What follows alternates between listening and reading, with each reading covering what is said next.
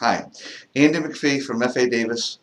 Thanks for joining me today. I appreciate it. Listen, I want to talk about communication, the communication between an author and a publishing house.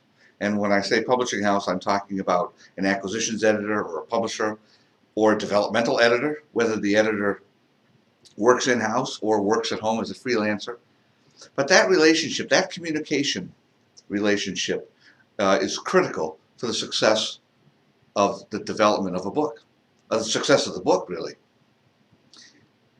When there's no communication, bad, really bad, from either side.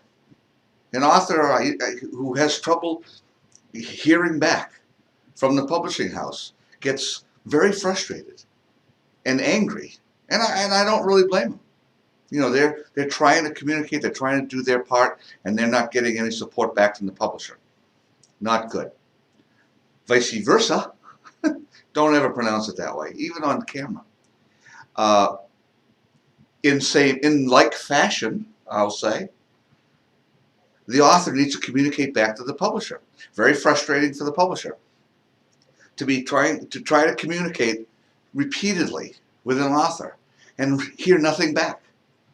It's very damaging to the relationship, and bad things can happen to the product. And I'll give you an example.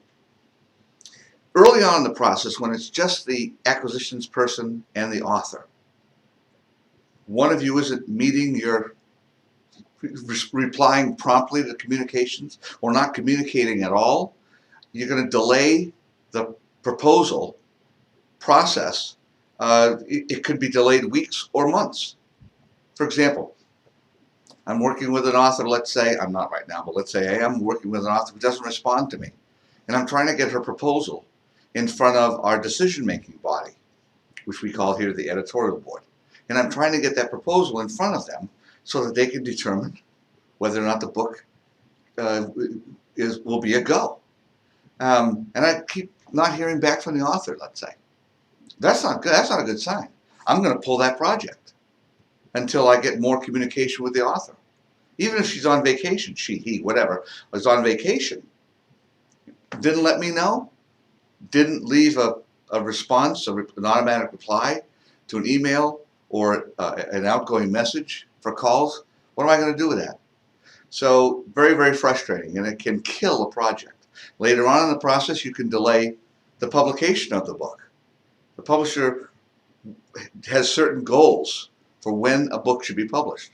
Delays in communication from an author or to an author can delay the publication of that book, and that hurts everybody. Certainly hurts the publisher, hurts the author. Now, if you're dealing with an editor, if you're an author and you're dealing with an editor who's not responding to you by email, call. Because some editors are not email people. Just call them. Keep haranguing them until they call you back, because they have a responsibility to you just as much as you have a responsibility to them. From a publisher's point of view, if you're an author and the publisher, the developmental editor, whomever, is trying to get a hold of you, get them, call back, respond. Don't sit there and let it wait. You know, a day, maybe two, that's fine. You know, because we know authors are busy. But a week, when nobody's been on vacation as far as we know, when nobody's been sick as far as we know, way too long. Keep that communication going. Many publishers use email, some, primarily for communication because it's just easier, and you have a record and a whole bunch of other things. But some are much more comfortable with the phone. However it is, if you're the author, you want your book published, communicate that way. If your editor really likes email, use email. I don't care if you're not comfortable with it, use it anyway. If your editor is more of a call type person, a phone call person, use the phone.